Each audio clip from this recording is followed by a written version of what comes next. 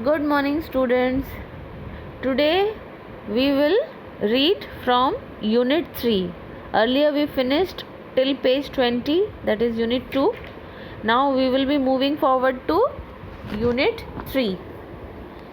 Now all of you please pay attention to your book as well as on my explanation also.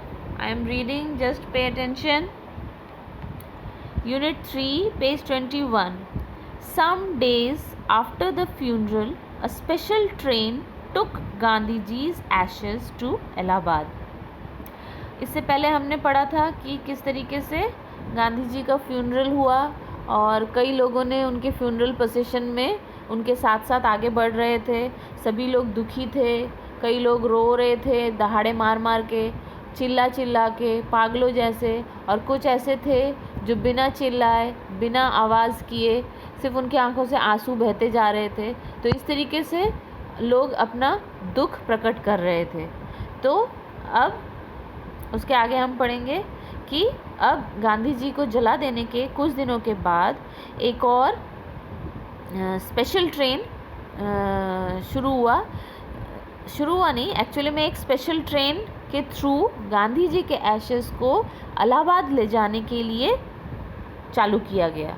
इसमें गांधी जी के ashes को इलाहाबाद में इसलिए ले जाया गया जिससे कि इलाहाबाद में जो गंगा नदी है उसमें उनके अस्थियों को विसर्जित किया जा सके.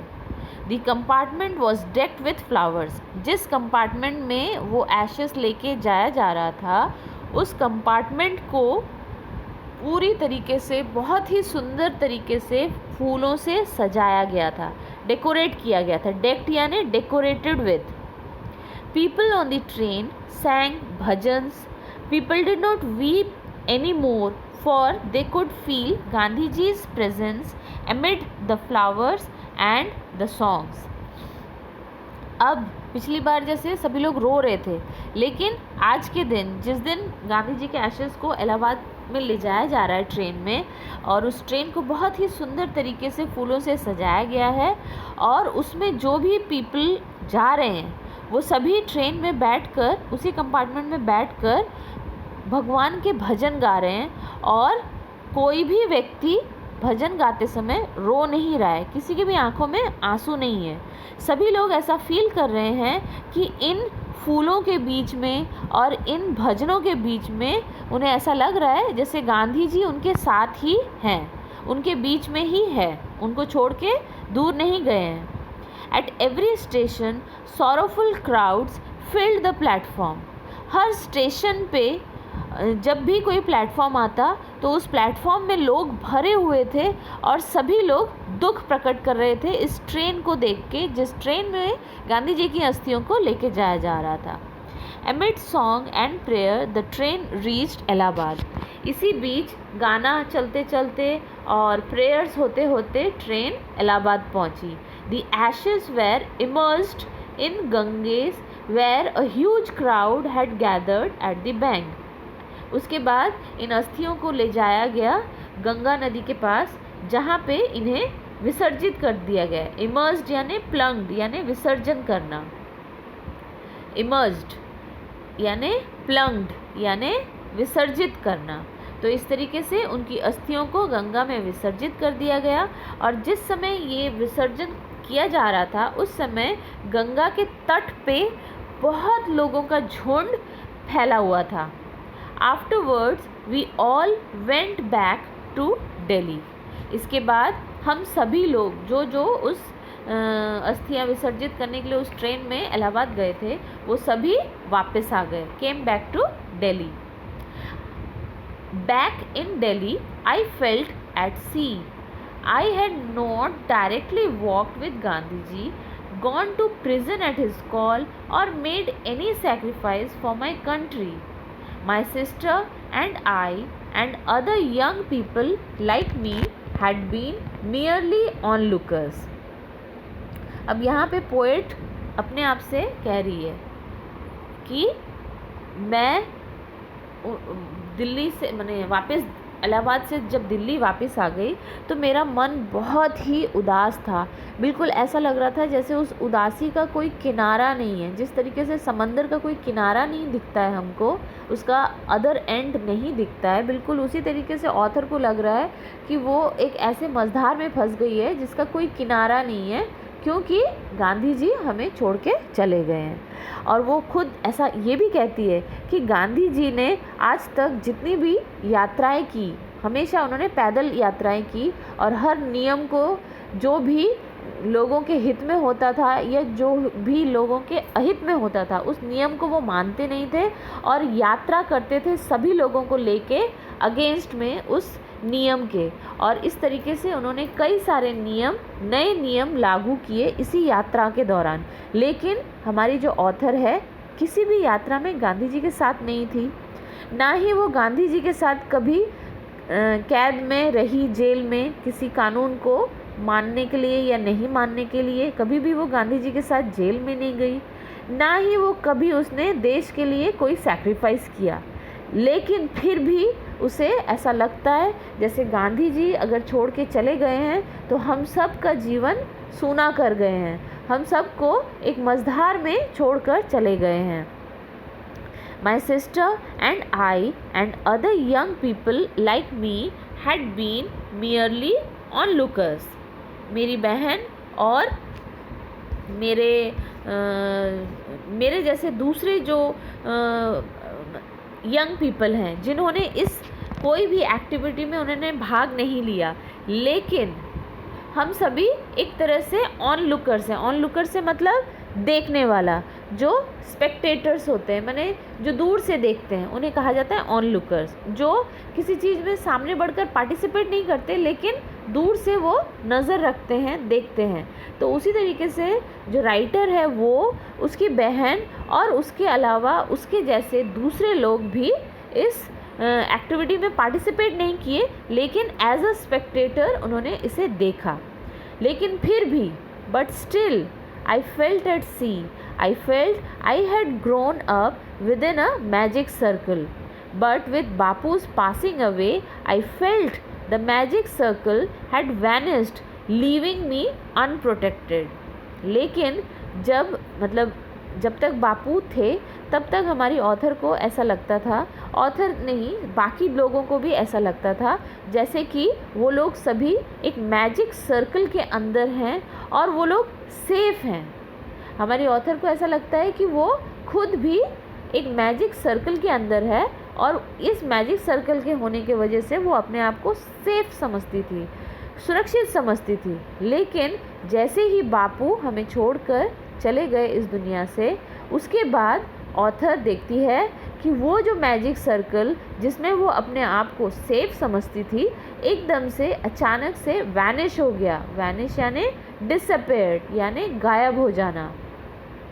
तो जब उसने देखा कि ये बापू के डेथ होने की वजह से उसे ऐसा लगा कि अब वो जो मैजिक सर्कल है जिसके वजह से उसे प्रोटेक्टिव फील होता था वो गायब हो गया है और उसे अब कोई भी प्रोटेक्शन नहीं है। अब वो अपने आप को सुरक्षित फील नहीं कर रही है क्योंकि गांधी जी उसे छोड़कर चले गए हैं। With an effort, I roused myself. I asked myself, had Bapu lived and died for nothing? फिर उसके बाद मैं उठी, मैंने अपने आप को जगाया, मैंने अपने आप को समझाया और मैंने अपने आप से प्रश्न किया कि क्या Bapu lived and died for nothing? क्या बापू ने जितनी भी ज़िंदगी जी और एट लास्ट वो जो मर गए, क्या वो किसी चीज़ के लिए नहीं था? क्या उनका मरना व्यर्थ हो गया? क्या उनका जीवन व्यर्थ था? जो अभी तक उन्होंने किया वो सब क्या व्यर्थ हो जाएगा? How could I so easily lose courage when he was no longer there? कैसे मैं अपना करेज यानी बोल्डनेस, यानी मेरा जो हिम्मत है, करेज यानी हिम्मत, बोल्डनेस, तो कैसे मैं अपने करेज को भूल सकती हूँ? कैसे ऐसा कर सकती हूँ मैं, जबकि वो अब हमें इस जगह में, अब जो वो नहीं है हमारे बीच में, तो हम ऐसे हार नहीं मान सकते हैं, हम अपना हौसला टूटने नहीं दे सकते हैं। क्यों? हम क्यों अपना हौसला टूटने दें। गांधी जी ने हमें हमेशा सिखाया है कि अपना हौसला बुलंद रखो, अपनी इच्छाओं को दबाओ मत, और अपने इच्छाओं को पूरा करने के लिए अगर वो सही है तो उस रास्ते में आगे बढ़ो, उस चीज़ को पाने की कोशिश में अपना पूरा मेहनत लगा दो, पूरा जितना भी तुम्हारा ताकत है, जितनी भी तुम्हारी कैपेबिलिटी है, उसको तुम पूरा उसमें झोंक दो, इस तरीके से तुम उसमें लग पड़ो। My values were not so weak. मेरे जो वैल्यूज़ हैं, वैल्यूज़ से मतलब मेरे जीवन के जो प्रिंसिपल है, मतलब मैं जो जीवन में करना चाहती हूँ, मैं उस चीज़ को करने के लिए मैं जब आगे बढ़ूँगी तो उस रास्ते में कई सारी कठिनाइयाँ आएंगी। तो उस कठिनाइयों को देखकर मुझे अपने आप को वीक नहीं बनाना है, मुझे अपने आप को कमज़ोर नहीं करना है, मुझे अपने आप को साहसी बनाना है। चाहे कोई भी मुश्किल सामने आ जाए, मुझे उसका डट के सामना करना है। यही हमेशा गांधी जी ने हमें सिखाया। तो इसी वजह से वो अपने आप को, ऑथर अपने आप को समझा रही है कि जब गांधी जी चले गए हैं तो क्या उन्होंने जो हमें ज़िंदगी भर सिखाया अपने जीवन काल में, और मरने के बाद क्या हम उसकी इतनी सारी जो चेष्टाएं थी हमें जागरूक करने की, हमें उत्सुक करने की, हमें आगे बढ़ने की, ये सारी चेष्टाएं क्या व्यर्थ हो जाएगी? नहीं। हम इस चीज़ को क्यों व्यर्थ होने दें। एक आदमी ने इस चीज़ को करने के लिए एट लास्ट अपना ज़िंदगी तक कुर्बान कर दिया, तो फिर हम क्यों हार माने, हम क्यों टूट जाएं। जिस रास्ते को उन्होंने हमें चलकर आगे बढ़ाया, हम उसी रास्ते में आगे बढ़ेंगे। भले ही वो आज हमारे साथ नहीं है, लेकिन फिर भी हम अपना हौसला बुलंद रखेंगे और उसी रास्ते में हम आगे बढ़ेंगे, ऐसा ऑथर कह रही है। Millions of people would have been millions of people would have been ordinary folk, but for Bapu, he brought them out of indifference and awkward, awakened them to one another's suffering. बापू ने हमें ये भी समझाया कि पूरी दुनिया में कई मिलियंस ऑफ पीपल रहते हैं, वो सभी ऑर्डिनरी है, लेकिन बापू ने हर ऑर्डिनरी इंसान के अंदर से उसके अपनी एक अलग पहचान दिखाई, और ये दिखाया कि कोई भी इंसान ऑर्डिनरी नहीं है, कोई भी इंसान मामूली नहीं है। हर इंसान की अपनी एक अलग जगह है, और हर इंसान को एक दूसरे का मुसीबत में साथ देना चाहिए, हमेशा उसे जागरूक बने रहना चाहिए, कभी किसी का शोषण नहीं करना चाहिए।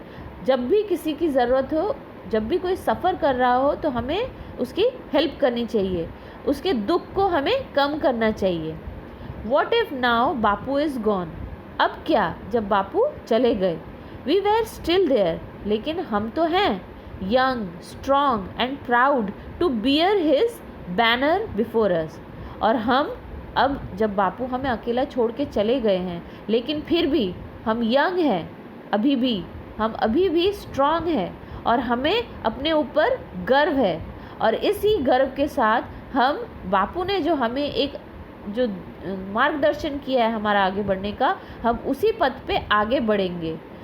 बापू had passed away, but his India would continue to live in his children. Bapu ने भले ही हमें छोड़ दिया है, लेकिन ये इंडिया उनके नज़रों में हमेशा उनके बच्चे के समान, उन्होंने जो डायरेक्शन हमें दिखाया, उसी डायरेक्शन में हम उनके बच्चे आगे बढ़ेंगे। हम कभी भी अपना हौसला नहीं हारेंगे, हम हमेशा दूसरों को सच्चाई का पथ दिखाएंगे, अहिंसा का पथ दिखाएंगे, और हर इंसान की मदद करेंगे। यही एट लास्ट वो हमेशा कहते थे, और मरने से पहले भी उन्होंने लोगों को यही कहा, और मर जाने के बाद भी लोगों ने यही चीज़ को आगे बढ़ाया, और वो आगे बढ़े, और कभी भी उन्होंने हिम्मत नहीं हारी। इस तरीके से अब हम लोगों का ये chapter complete, explanation fully done. अगर आपको कहीं कोई चीज़ समझ में ना आए तो आप लोग मुझे फ़ोन करके पूछ सकते हैं, या तो फिर आप इस ऑडियो को वापस से, इस वीडियो को वापस से चला के देख सकते हैं। अब हम चलते हैं इसके चैप्टर के एक्सरसाइज में। ओके, तो हम खोलेंगे पेज नंबर 16। आप लोग वीडियो में भी देख सकते हैं, मैं पेज नंबर 16 खोल रही हूँ। सबसे पहले एक चीज़ आपको बता दूँ, जो मैंने आपको पढ़ाते समय जो वर्ड मीनिंग्स बताए, वो वर्ड मीनिंग्स मैंने यहाँ पे लिख भी दिया है और आपको स्क्रीनशॉट दे दिया है। आप लोग जैसा कि वीडियो में देख सकते हैं। इसके अलावा भी मैंने आपको एज अ वर्ड या PDF फॉर्म में आपको ये सारी चीज़ें भेज दूंगी। ऑडियो में भी, वीडियो में भी आप इसे देख सकते हैं, और उसके अलावा आप इसका screenshot as a PDF file देख सकते हैं। मैंने हर एक वर्ड जो भी जिस चैप्टर में है, जिस पेज में है, उसे मार्क करके उसके नीचे उसके मीनिंग्स लिखे हैं। आप लोग भी अपनी कॉपी में इस वर्ड मीनिंग्स को उतारेंगे। अब हम चलते हैं exercise 1, comprehension exercise, page 17. Question 1. Choose the correct alternatives to complete the following sentences. Number 1. Gandhiji had been shot on his way to. Answer is a prayer meeting. यानी जब वो प्रेयर मीटिंग जा रहे थे तब उन्हें किसी ने गोली मार दी. Next, B. The author came to know of Gandhiji's death by. Author को कैसे पता चला कि गांधी जी की डेथ हो गई? ऑथर को अ टेलीफोन कॉल केम, एक टेलीफोन कॉल से उन्हें पता चला कि गांधी जी की डेथ हो गई है. Next question C. When one is faced with the shock of a loved one's death, one विम्पर्स.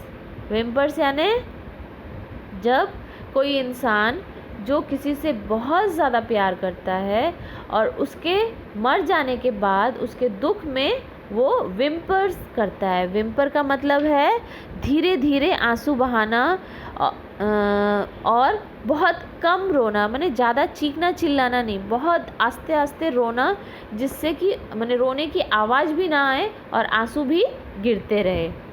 Next question number 2. Fill in the chart with information from the text. Text के हिसाब से आपको चार्ट में answer fill up करना है. लिखा हुआ है मैंने, date on which Gandhi ji was shot dead. He was shot dead on 30 January 1948. Next, place where Gandhi ji breathe his last. वो जगह जहाँ पे गांधी जी ने अपनी आखिरी सांस ली. It was Birla house. Next, information given by the broadcast. Broadcast में क्या इन्फॉर्मेशन दिया गया? ये इन्फॉर्मेशन दिया गया कि Bapu was no more. Next question number 3. True false, साथ में आपको सपोर्टिंग स्टेटमेंट देना है. ऑलरेडी लिखा हुआ है मैंने और बुक में भी मार्क किया हुआ है, आप लोग देख सकते हैं सामने. Exercise 3.1. The author received an urgent telephone call in the morning. Wrong. It's false because telephone call came not in the morning but in the evening. Supporting statement already given, you can see it. Next, B. People attempted to break into the Birla house. Supporting statement. अच्छा, people attempted to break in the Birla house. It is true and the supporting statement is also given. Next, the news of Gandhiji's death did not shock the people. इसमें भी news of Gandhi did not shock the people. It's wrong, it's false. It did not नहीं होगा. The news of Gandhi ji's death shock the people. The people were too stern to speak. Chapter बोल रही हूँ. Exercise 3 completed. Now come to page 20. Exercise 4. Choose the correct alternatives to complete the following sentences. Number 1. Gandhiji's funeral was to take place one day after his death. यानी गांधी जी का funeral एक दिन, उनकी मौत के एक दिन के बाद हुआ. Padamsee was Mrs. Naidu's daughter. Padamsee Mrs. Naidu की डॉटर थी. Answer is 4th, daughter. Next, while walking, Bapu used to carry in his hand a and dash. तो यहाँ पे स्टफ लिखा है लेकिन it's wrong. It should be walking stick. Answer is walking stick. वो जब भी चलते थे तो अपने हाथ में वो क्या कैरी करते थे? He used to carry a walking stick. Okay. Next question number 5. Complete the following sentence with information from the text. इसमें आपको टेक्स्ट में ये लाइन कहाँ है उसका अधूरा लाइन आपको देखकर लिखना है. 1000 of people wept trying, आगे का है to touch बापू's feet. Next, the author was among people for whom walking with Bapu had a special meaning. Next, to walk is to make slow progress. Now exercise 6. Her statement के लिए आपको proper reason लिखा है, आप लोग देख के इसको लिख सकते हैं. मैं और रीड नहीं कर रही हूँ, आप लोग देख देख के लिख लीजिएगा. Next page 23 exercise 7. Choose correct alternative to complete the following sentences. Gandhiji's ashes were taken to Allahabad. A huge crowd had gathered by Ganges. Gandhi ji के एशेस को कहाँ ले जाया गया? इलाहाबाद में ले जाया गया. बहुत बड़ा हुजूम लगा था कहाँ? गंगेस के किनारे, bank of Ganga river. Next, Gandhi ji awaken people to one another's suffering. Gandhi ji ने लोगों को सिखाया है कि हर इंसान को एक दूसरे के मुसीबत में साथ देना चाहिए. इस चीज़ की सीख उनको सिखाई. Next activity 8. Complete the following sentence with information from the text. इसमें भी सेम आपको लाइन दी हुई है, कंटिन्यूएशन लाइन आपको लिखनी है. People on the special train sang bhajans. The author felt she had grown up within a magic circle. Bapu had passed away, but his India would continue to live in his children. Next question, आपको एक तरफ cause दिए हुए हैं, दूसरी तरफ effect लिखना है. एक तरफ का लिखा है, दूसरे हिस्से का आपको लिखना है. जहाँ इफेक्ट लिखा है वहाँ कॉज बताना है, और जहाँ कॉज लिखा है वहाँ इफेक्ट बताना है. तो आप देख ही सकते हैं लिखा हुआ है, इसको देख के आप लोग नोट कर लेंगे. नाउ ग्रामर इन यूज़ पेज 24. मैं पढ़ रही हूँ, आप ध्यान देंगे, ध्यान से सुनेंगे. Read the following pair of sentences. Number 1. Men and women were sad. They collected around Birla House. Next sentence. Gandhi ji is a great leader. He is known as the father of the nation.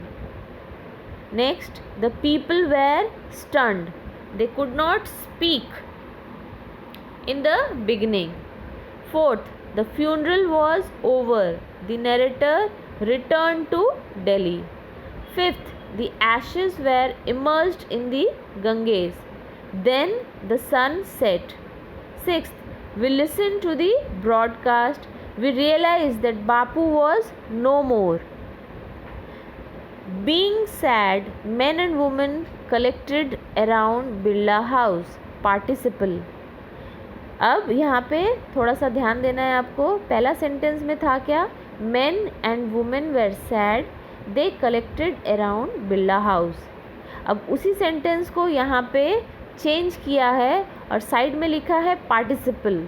यानी आपको participle word use करते हुए पूरे sentence को change करना है. अब यहाँ शुरू हो रहा है शब्द आपका men and women were sad, लेकिन आंसर में क्या हो रहा है?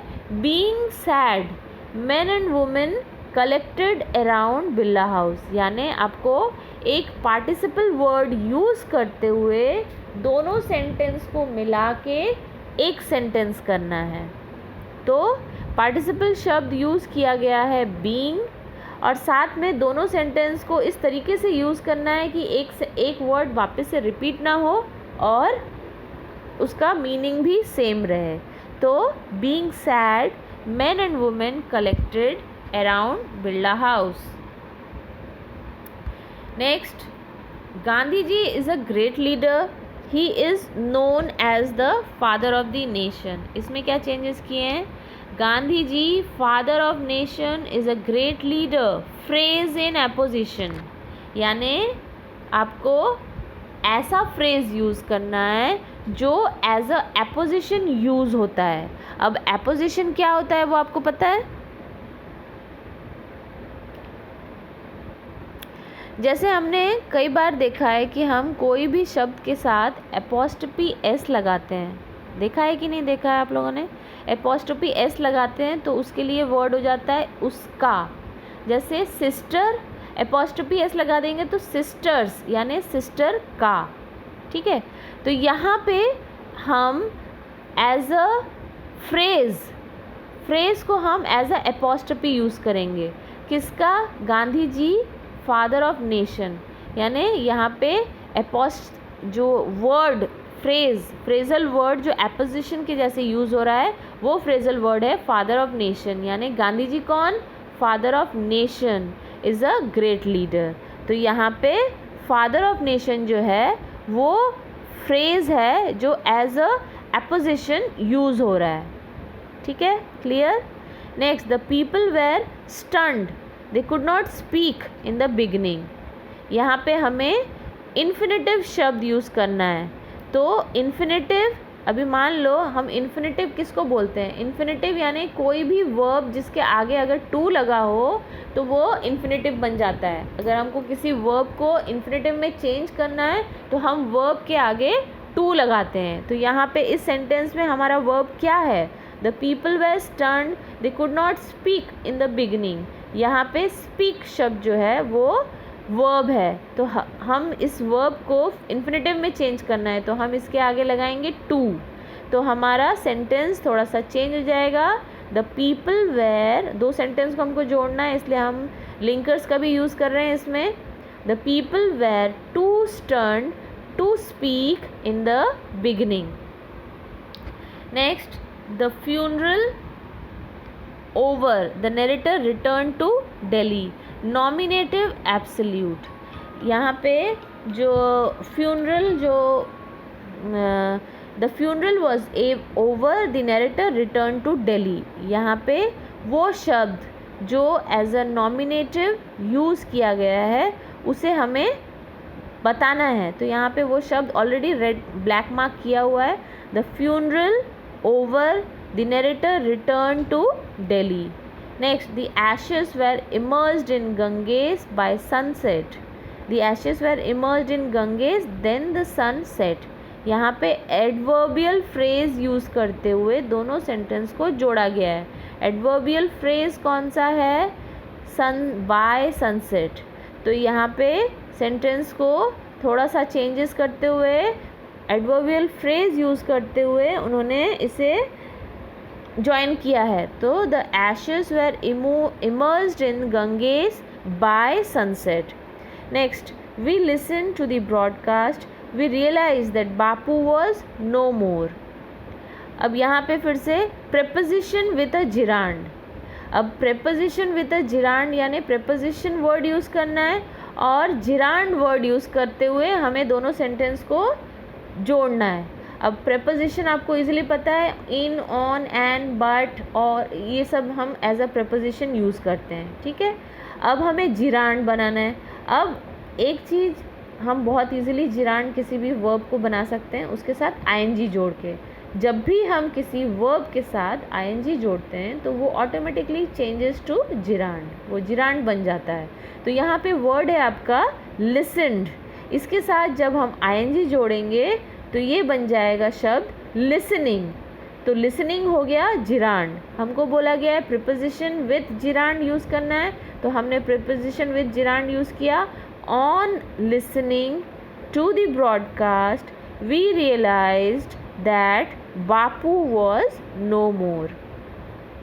Here we see that two or more simple sentence can be joined into single simple sentence by using a participle, noun or phrase in apposition, infinitive, nominative, absolute, adverb or adverbial phrase and preposition with a gerund.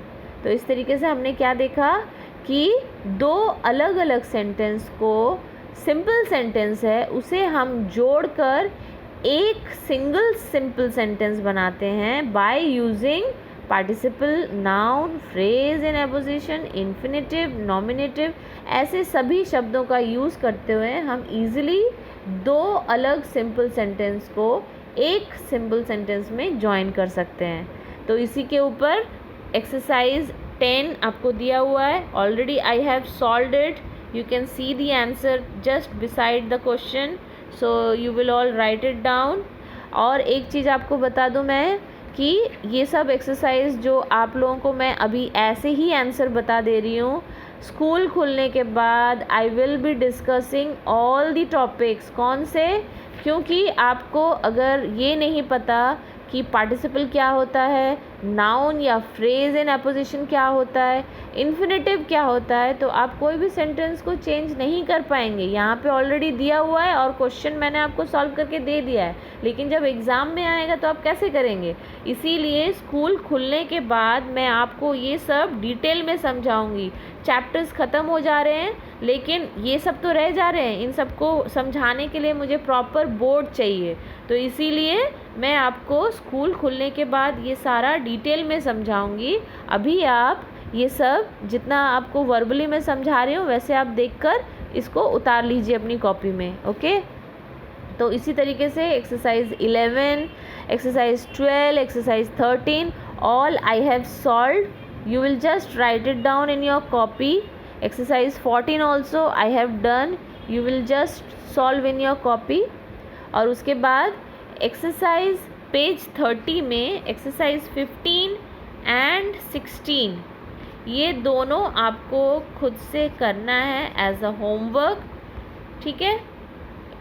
अब मैं थोड़ा सा एक बार पढ़ लेती हूँ जिससे कि आपको इजीली समझ में आ जाए कि क्या बोला गया है। Right biography of Maulana Abdul Kalam Azad within 100 word based on the hints given below. आपको नीचे मौलाना अबुल कलाम आज़ाद की बायोग्राफी में कुछ पॉइंट्स दिए गए हैं, इसे आपको विद इन 100 वर्ड हिंट को यूज़ करते हुए मौलाना अबुल कलाम आज़ाद के ऊपर एक पैराग्राफ लिखना है, ठीक है। आप लोग खुद से लिखेंगे इसे। Exercise 16 use the following flow chart to write a paragraph within 100 words on how a building is constructed. एक बिल्डिंग को कंस्ट्रक्ट करने के लिए क्या क्या चीज़ें यूज़ करते हैं, क्या क्या करना पड़ता है, उसका एक फ़्लो चार्ट आपको नीचे दिया गया है। इस फ़्लो चार्ट को यूज़ करते हुए आप 100 वर्ड्स में एक पैराग्राफ लिखेंगे, ठीक है। तो question number 15 and 16 page number 30 में आपको दिया गया है। ये आप खुद से करेंगे, स्कूल खुलने के बाद मैं सबका चेक करूँगी। अच्छा, इस चैप्टर के ऊपर आप लोग अभी देख सकते हैं ऑन स्क्रीन मैंने लिखा हुआ है क्वेश्चन बेस्ड ऑन टेक्स्ट। यहाँ चैप्टर के अंदर से मैंने बहुत सारे क्वेश्चंस ढूंढ के आपको दिए हैं और साथ में आप लोग देख सकते हैं टोटल 14 एक पेज में, फिर next page question number 23 is the last. अब ये सारे क्वेश्चंस आप लोग अभी तक तो खुद करते थे, लेकिन अभी मैंने आपको इसके आंसर्स भी दे दिए हैं। तो आप लोग इस आंसर को रेफर करेंगे, पढ़ेंगे, क्योंकि जब एग्ज़ाम आता है तब बुक के पीछे के क्वेश्चंस जो एक्सरसाइज में रहते हैं वो नहीं दिए जाते, बुक के अंदर से क्वेश्चंस दिए जाते हैं। तो I have all given the question plus the answer also, you will write it down in your copy. So the chapter is finished for now. Grammar portion में आपको समझाऊंगी स्कूल खुलने के बाद। तो इस तरीके से ये चैप्टर कंप्लीट होता है। So you will all right it down everything in your copy, all the exercises, word meaning, question answer, true false, every exercise you will be writing in your copy and school खुलते ही फिर मैं उसे check करूँगी। So it's completed now. So bye, have a nice day, take care, and all the students I will request you all to just go through the chapter once again, क्योंकि जब मैं समझा देती हूँ, समझाने के बाद जब आप एक बार और रीडिंग करते हैं तो आपको चैप्टर एकदम बाय हार्ट हो जाएगा। तो कहीं से भी कुछ भी पूछेगा आप इजीली उसे आंसर कर सकते हैं। So bye, have a nice day.